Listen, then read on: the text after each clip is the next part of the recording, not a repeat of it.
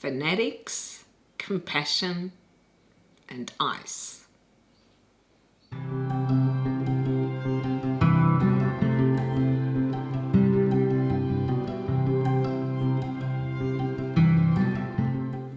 G'day bookworms, let's talk about Memories of Ice. This is the third book in Malazan the Book of the Fallen series by Steven Erikson. I actually don't have a physical copy of the book, though I was lucky enough to be able to snag a copy of the first 3 books from Broken Binding, though I haven't got them yet. Alright. Now, I have been thinking about these reviews and how to do them.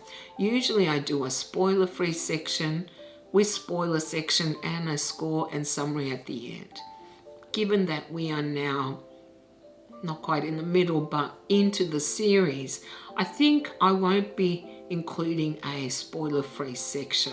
So I'm intending to make these reviews spoiler discussions from now on. So if you have not read the first 3 books in the Malazan series, then skip this video until you do.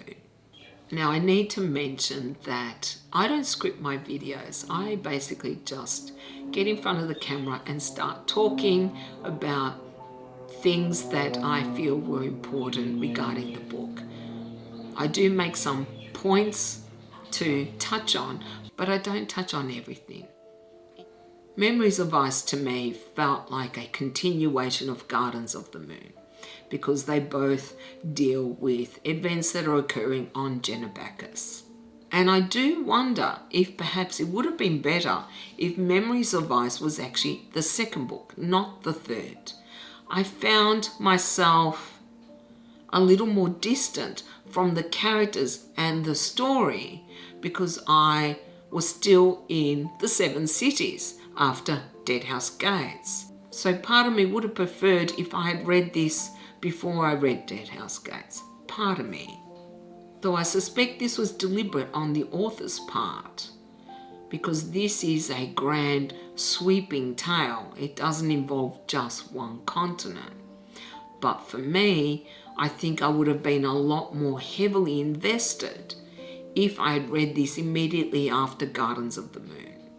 That lack of continuity meant there was a little bit of a disconnect for me between how I felt about the characters and the story in Gardens of the Moon to when I started Memories of Ice. I was having to try to remember what happened to some of the characters, who some of the characters were.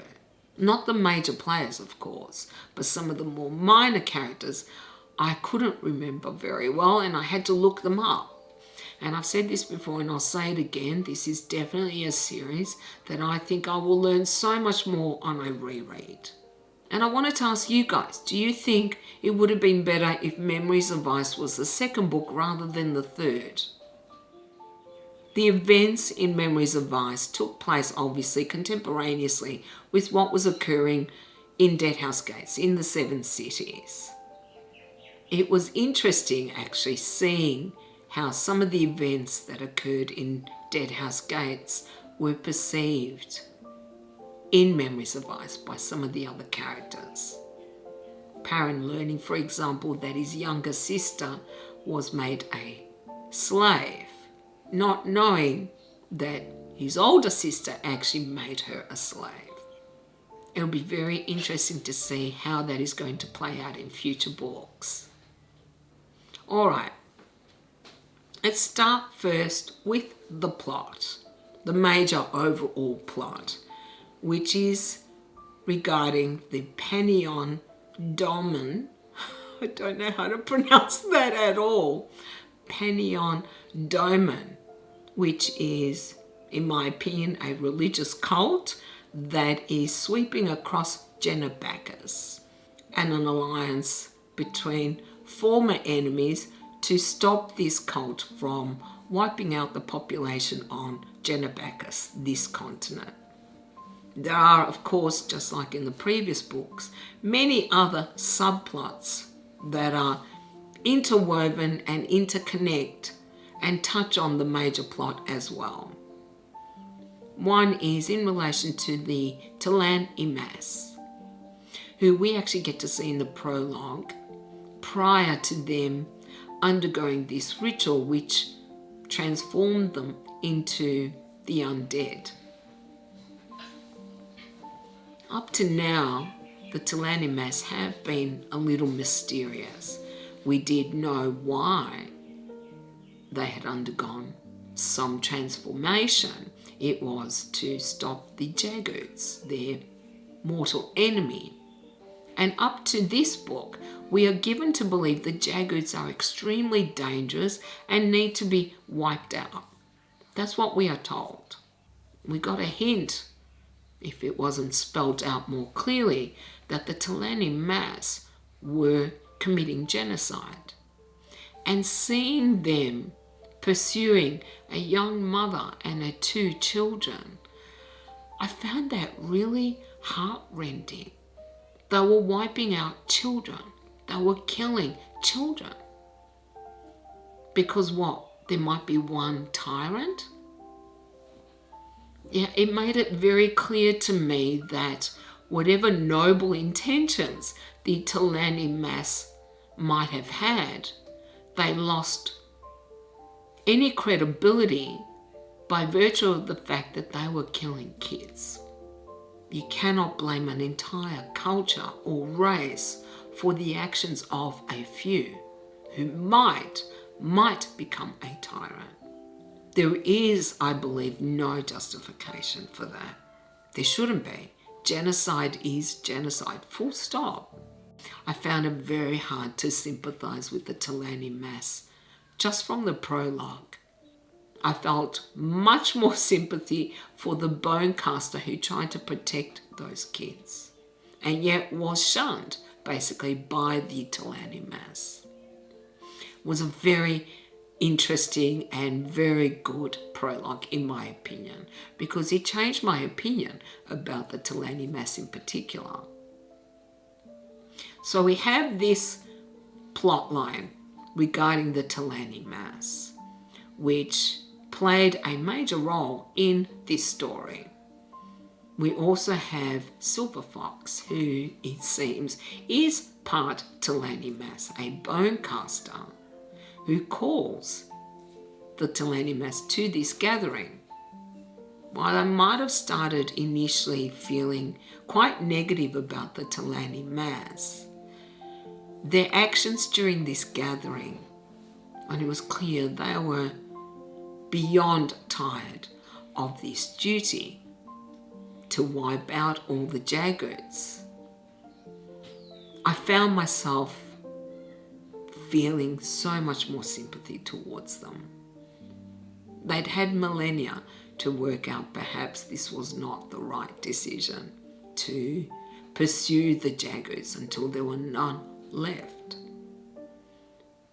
That as a result they've had to endure thousands of years of a half-life.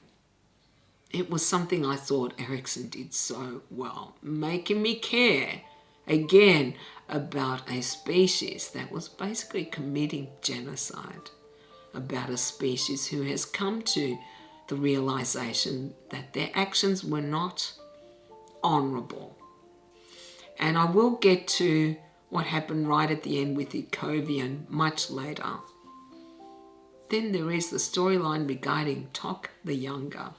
I was really sad when he disappeared in Gardens of the Moon, and I was hoping we would see him again. I really liked this character and I loved him in this book. I really did. He was one of my favourites.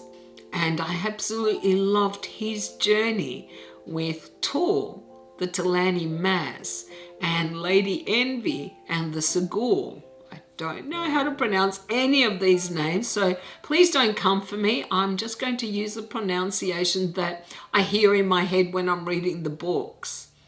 Okay, this was such a disparate group of people or creatures, I don't know what to call them. And of course there was also the wolf and the hound, whose names escape me at the moment. I loved reading about them because they were so different to each other. I loved the way the Segul kept trying to attack Toc. And that was something I really noticed in this book. There was so much more humour than I had read in previous books. And I loved that. I actually laughed out loud on occasion, which is not something I do with many fantasy books. And that's not including the Discworld because they're quite different. But I loved how much humour there was. And I'm going to go here on a bit of a tangent. For me, humour is such an essential part of being human. I think humour is the best way that we connect to each other. So when I'm laughing over a character, when it turns into something tragic or extremely sad, I feel it so much more deeply. And I always appreciate when humour is included in a book that can have some very heavy, dark themes. It just makes it so much more powerful for me. I wonder if others feel that way. I don't think that humour is misplaced in a very dark, dramatic book. I think it's essential, personally. Now, I just need to learn so much more about the Segul, and I'm hoping that Erikson does bring them back in future books because their culture sounds very interesting, and I want to see actually how they get to that point of being first or second, or in Memories of Ice, third. He was even better than Toc. He actually defeated Toc in the end. And I really liked what Toc said, that maybe this is the time for man rather than us, the Imass. But more than that, seeing Toc's friendship developing with Toc, I loved this friendship. I absolutely loved it. It was almost as good, as the friendship between Mappo and Itkovian.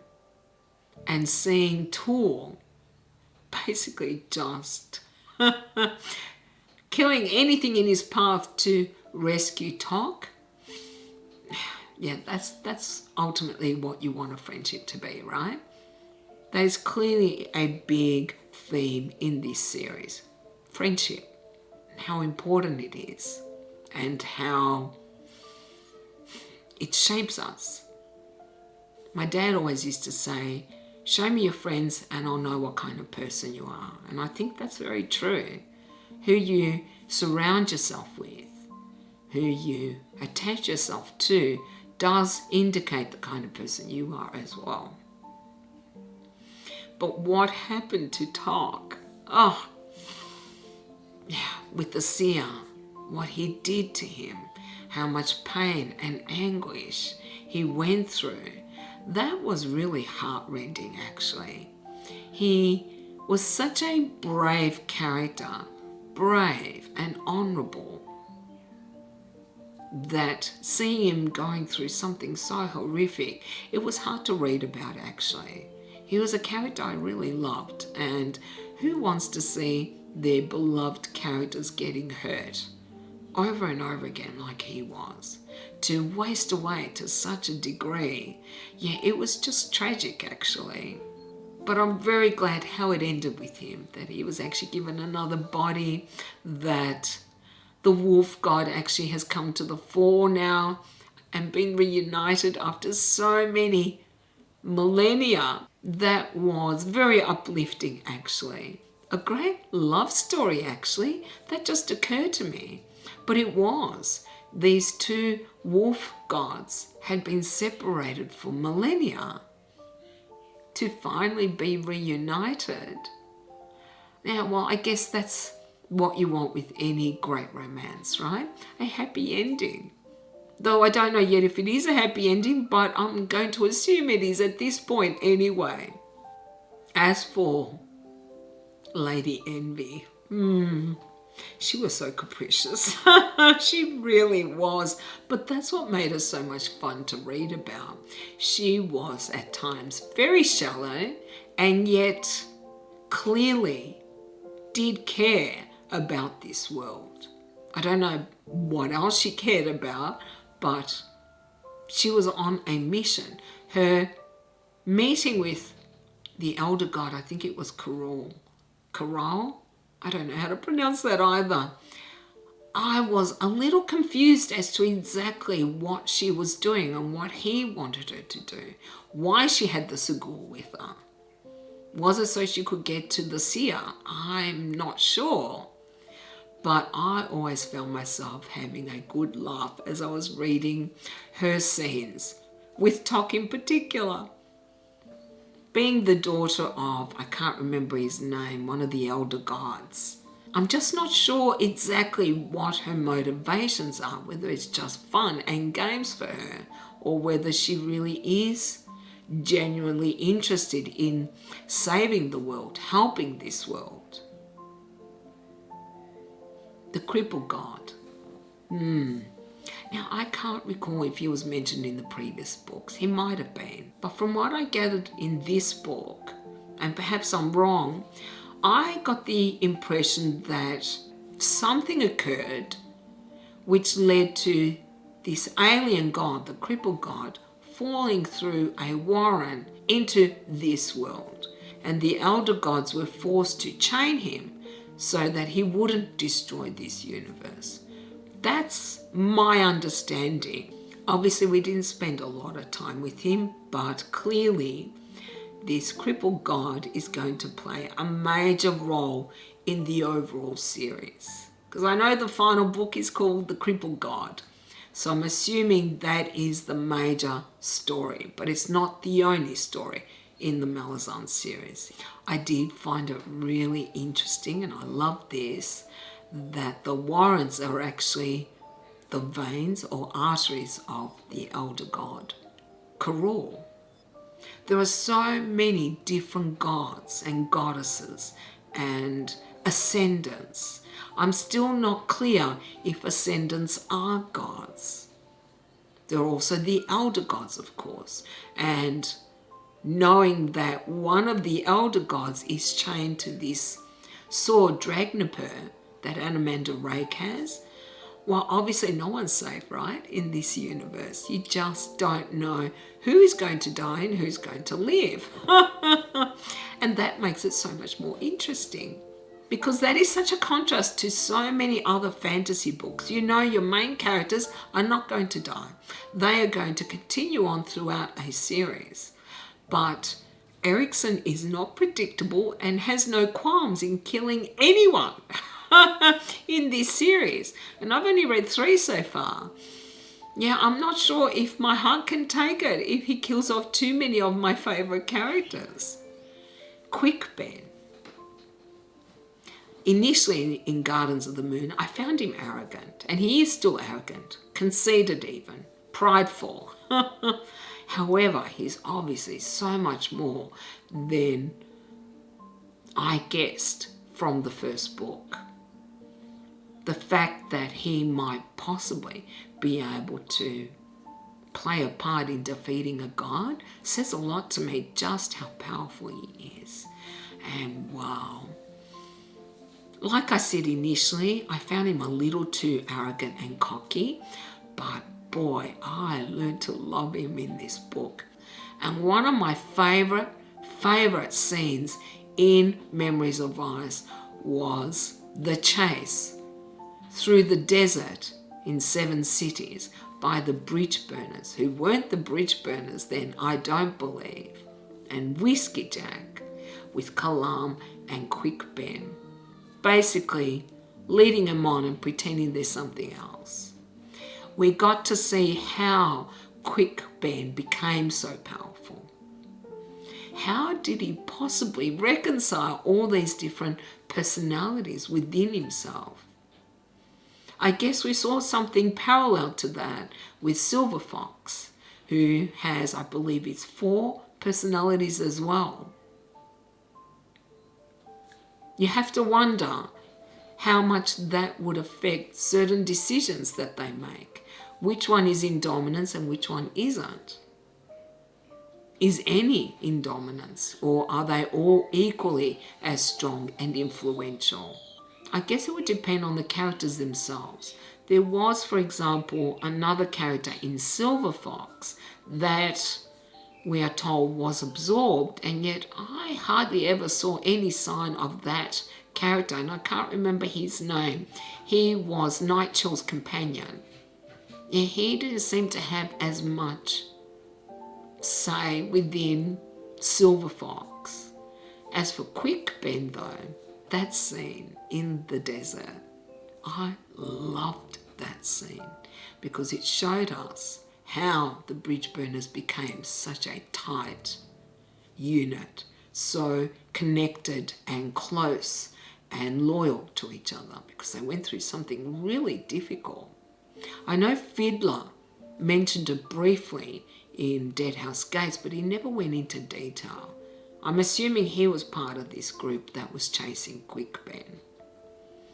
And I loved how, despite them trying to lead Whiskeyjack and the others astray, in the end, Quick-Ben and Kallor decided they want to be part of this group. I think also what I really loved about that scene was that the soldiers who were on this chase across the desert were the dregs of the army. And in the end, they became this very united, powerful, and respected group, the Bridgeburners. Speaking of the Bridgeburners, and I guess let's talk about Paran and the Bridgeburners. I'll speak more about Paran and the Master of Decks in a moment. Paran has always had difficulties fitting in. That's the impression I got. He wanted to be a soldier. He was seconded instead to the adjunct, Lorne, and then he's sent to lead the Bridgeburners and nearly killed in Gardens of the Moon. And now again, he is a leader of the Bridgeburners. He is their captain. And yet you can see he doesn't feel he has their respect. It's no surprise the Bridgeburners were already such a tight unit. Of course they're going to resent anyone that they don't know. They're going to have to prove their worth. And Paran did. I loved that. I really loved this character actually. His development throughout the series so far has seemed very real and has shown me what a courageous and honourable man he is.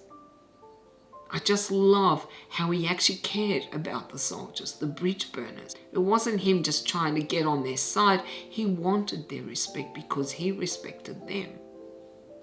I guess I should cover this now since I'm speaking about the Bridgeburners.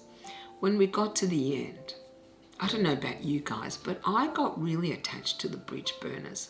Perhaps because I found them so tough, uncompromising, and yet down to earth. They were just regular soldiers who did their job, and yet who had this fierce loyalty towards their leader, Whiskeyjack. I didn't realise after the battle in the castle right at the end, and now I can't remember the name of that, I think it was Morn. I didn't actually realise that there were so few Bridgeburners left. That really kind of broke my heart. I thought, no, they've been such a huge part of this series so far that I don't want to see the end of them. I want to see more. But now I suspect I'm not going to. I guess that is a natural segue to talk about Whiskeyjack, right? Yeah. I loved Whiskeyjack from beginning to the end, and I don't know if I want to accept that he's dead. I really don't. I want him to be an ascendant or something because he was a magnificent character. He reminded me a lot of Coltane, or perhaps Coltane reminded me of Whiskeyjack because he cared so much about those under his command. Because he always wanted what was best for the Bridgeburners, for his soldiers.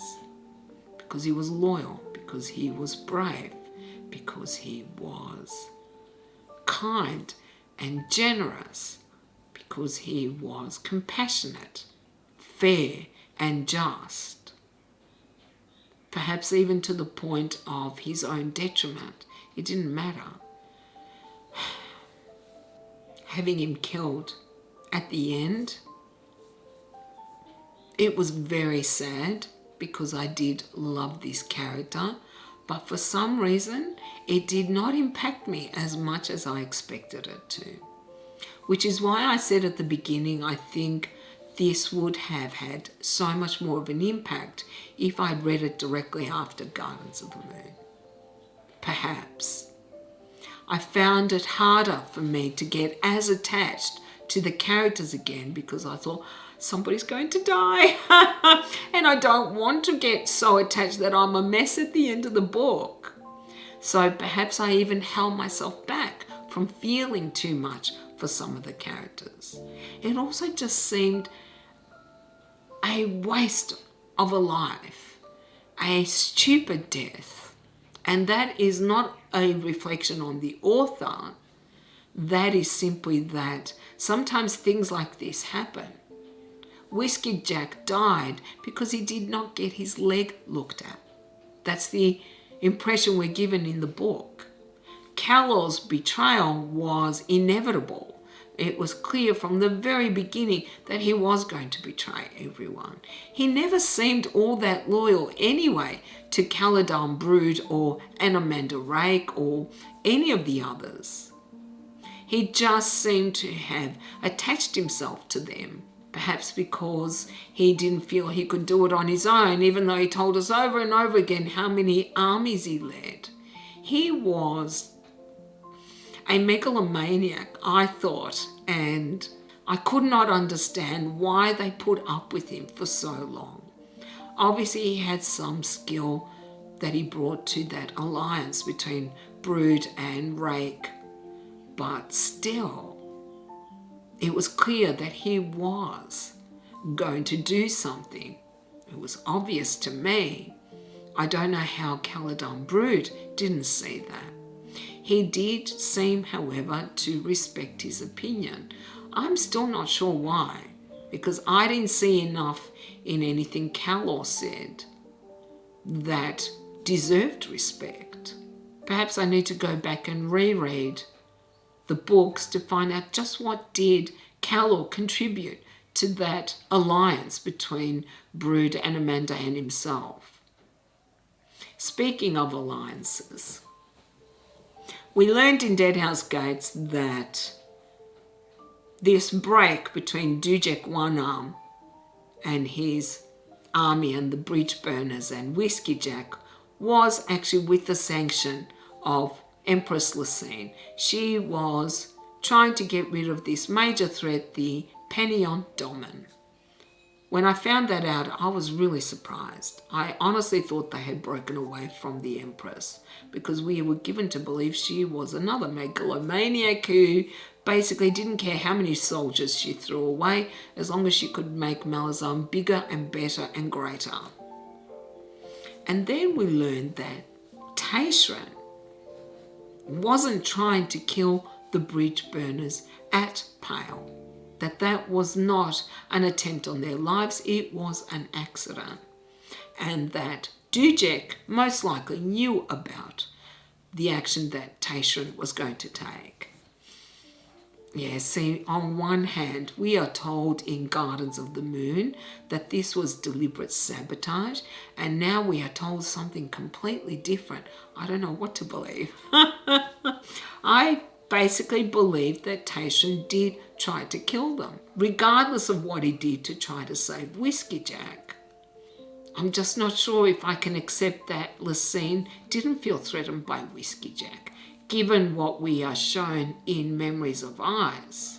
It seemed like all the soldiers, all this army, would lay down their lives for Whiskeyjack. They were devastated when he died. If he rose up to try to take control of the Malazan army against Lysine, I think she knew that she was at risk to lose everything. So I have to wonder if perhaps it was an attempt on Whiskeyjack and the Bridgeburners in Pale, and now that history is being rewritten because he failed. Tayshran himself, see, again, I had trouble with this. My recollection from Gardens of the Moon was that Tayshran and Dujek did not get along at all. I seem to recall certain scenes between just the two of them.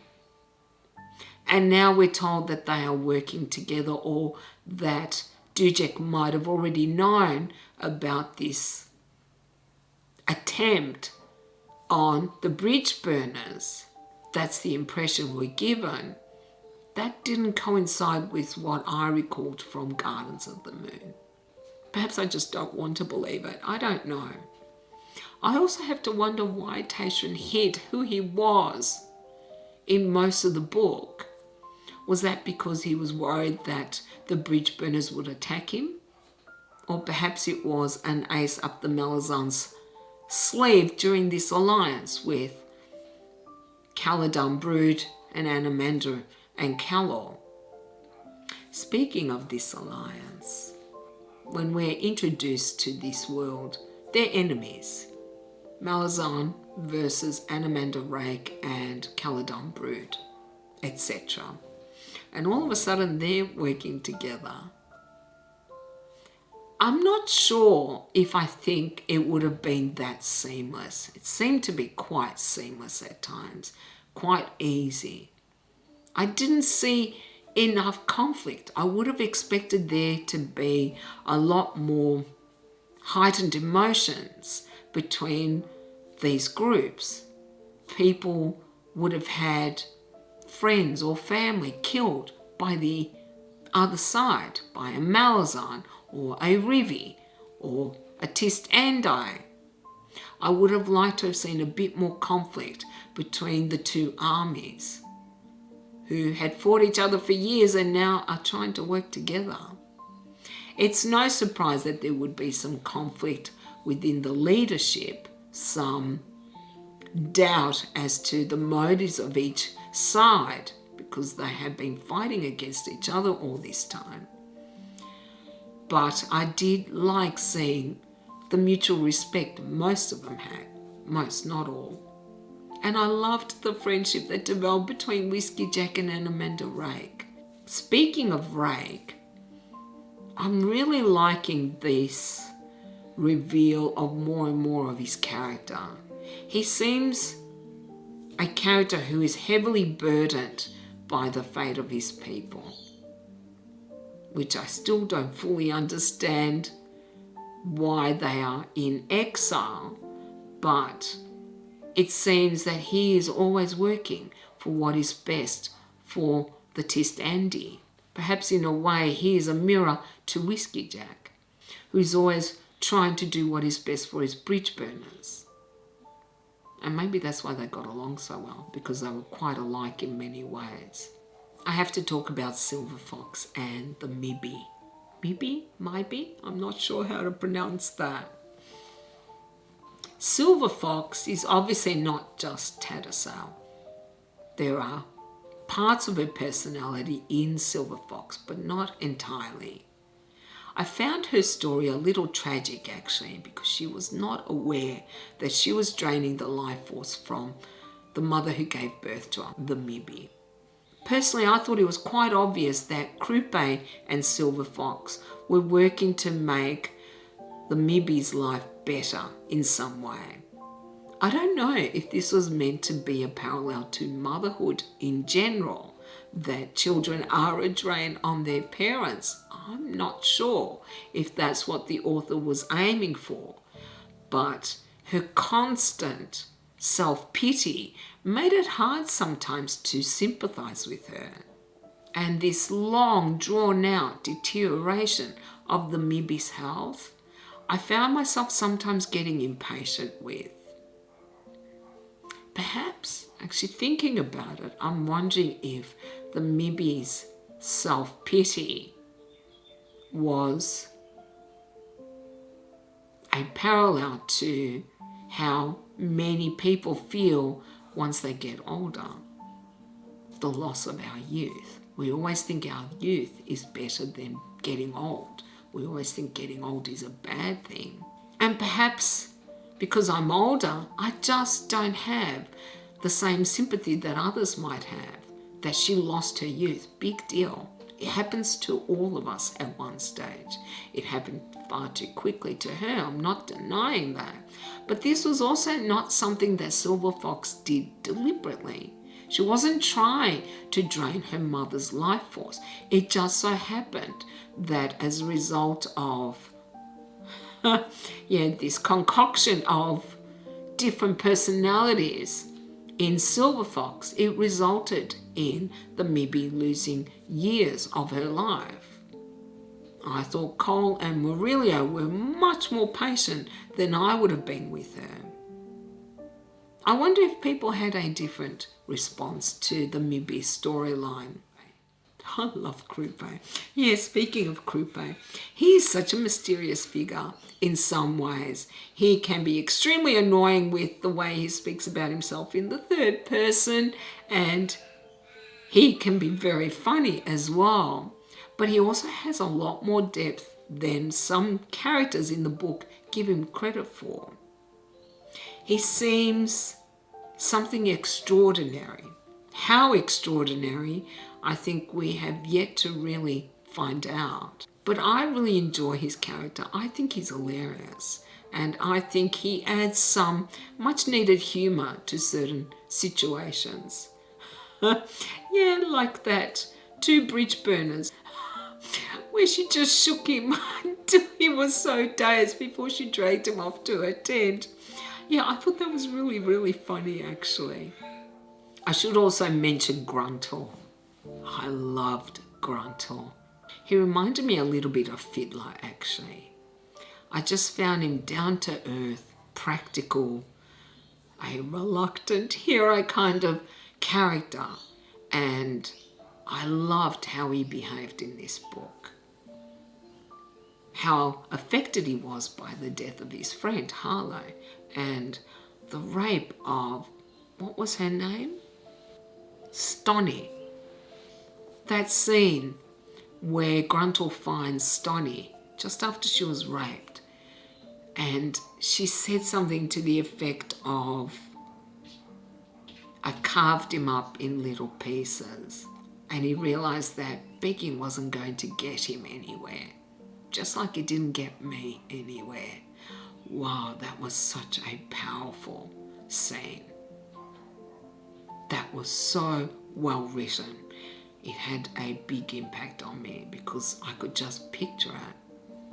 I'm so glad she got to revenge herself, but the fact that he begged her after what he did to her, after she begged, well, okay, maybe I'm vengeful, but he deserved everything he got, that rapist, because he was a rapist.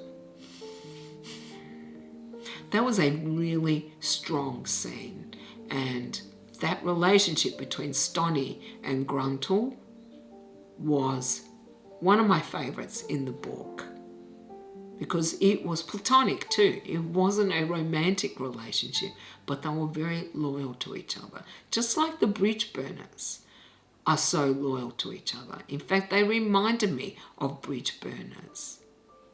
Let's move on to Capustan, because that was a major part of this book. In fact, I think I loved that part the best, more even than what happened at Morn, I think it is, right at the end. This city was a glimpse, I guess, into what life is like on the continent of Genobacchus, and seeing how ridiculously stupid the religious leaders are in this city, not willing to concede any power to the prince who was looking to save their city. Well, yeah, that just reminded me of how short-sighted and selfish even priests can be. You would have thought that they would be falling over themselves to work together to save their city. And instead it was all about power, it was all about prestige and position. It was really sad actually to see them not willing to work to do what is best for the people that they supposedly minister. Ridiculous. The Greyswords. I have to talk about the Greyswords because they were in some ways also reminiscent of the Bridgeburners, though initially they were treated contemptuously because they were mercenaries. They were so much more than mercenaries. They seemed almost like crusaders to me because they had a calling. It wasn't just about getting paid and fighting for someone. It was actually about doing the right thing for a group that can't defend themselves, such as the citizens of Capustan. They're clearly so much more than just mercenaries. They're also extremely well disciplined. And the connection to Fëanor. I'm still not sure what happened with him and Herboric, but I have to wonder if Herboric's hands, invisible hands, came from that priest of Fëanor that Itkovian dealt with the reeve. He was one of my favourite characters in this. I haven't even touched on the Pannion Domin being one of these Jagu children that had been sent by accident into the wrong warren. I mean, should I even get into the cannibalism that these Teniscauri were perpetrating, devouring their own? And oh my God, the Dead Seed children. I mean, this was horrific as well. Like all these books, there are some very dark elements that Steven Erikson has included. But unfortunately, they are dark elements that do exist in human nature. We can pretend they don't, but they do. There are people who have practiced cannibalism. There are serial killers. There are people who have done horrific things in real life.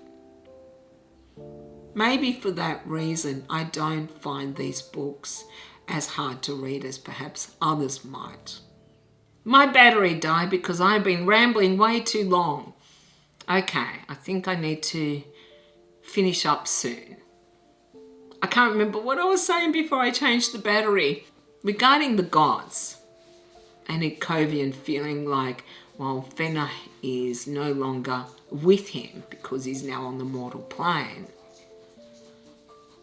For someone so devout like him to then pass on the mantle to another Greysword was such a selfless act, but he has proven so selfless in this book. When he took the pain of the Talani Imass, returned their memories.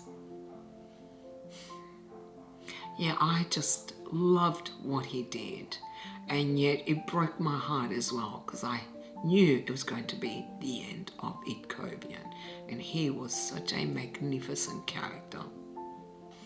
Now, briefly before I go on to the summary, I just wanted to add that Beausoleil and Corbeck, this crazy pair, yeah, they were a very interesting element that Erikson decided to add to the book. I'm not sure how to feel about them. I'm not even sure what role they are going to play in the future. They seem to be solely concerned with themselves and nothing else. I know there is also a short story collection featuring them too. Yeah, I'm not sure if I want to read about them because they are horrible. But that's okay. You can have horrible characters who can still be fascinating. Regarding Paran being the master of the deck, he's been given such a huge responsibility, and I think it couldn't have been given to someone more honourable, someone who will try to do the right thing. I always thought gods were completely separate from the people who inhabit this world, but clearly there is a very strong connection between them. The actions of the humans does affect the gods and vice versa. I'm really liking that interplay, and I'm curious to see what Paran is going to do. Should he free the crippled god to save the sleeping goddess? Should he keep him chained? Then, of course, there is Caledon Brute, who I still feel I don't fully understand. I understand the responsibility he's been given with his, is it his hammer? He is still one of the most mysterious figures from Memories of Ice, I find. In the first book, Gardens of the Moon, he came across as fascinating. In this one, yeah, I'm teetering between, I'm not sure what I think of him. Perhaps I need to learn a bit more about him. Last, I wanted to mention Whiskeyjack and Itkovian. I really loved both of these characters, and whilst I was extremely sad to see Whiskeyjack die and Itkovian, what affected me the most was seeing everyone lining up to pay respects to Itkovian. That's when I cried, yeah. But in all fairness, I wasn't a mess at the end of Memories of Ice like I was after Deadhouse Gates. That one had a much stronger impact on me. Perhaps I was expecting too much. I was expecting to feel the same way at the end of this, and I simply didn't. All right, let's summarize, because I can just keep talking about these books forever. There's so many things that happen in them. I really loved learning so much more about this world that Erikson has created. Learning about the Imass, the Jaguts, the gods, their interplay with the humans, the ramifications of certain decisions made by gods or characters like the Imass. Seeing many of these characters who I loved in Gardens of the Moon again, I also really loved. Though I do feel this book would have had much greater impact on me if I had read it directly after Gardens of the Moon. I got spoiled with Deadhouse Gates. It affected me so profoundly that I think it set the bar too high. And I don't know if all the other books in this series can possibly match that. I don't know yet. I guess I will find out. But that does not mean that this wasn't a great book. It just didn't have as much an impact on me as Deadhouse Gates. And for me, I think my favourite thing about Memories of Ice was this theme of compassion, about honouring returning soldiers, giving them some respite from war, which was Whiskeyjack's aim for his Bridgeburners. Of course, I'm going to recommend Memories of Ice. It is definitely worth reading. It just adds so much more to the history of this world that Erikson has created. It also explains a few things that we didn't know up to now.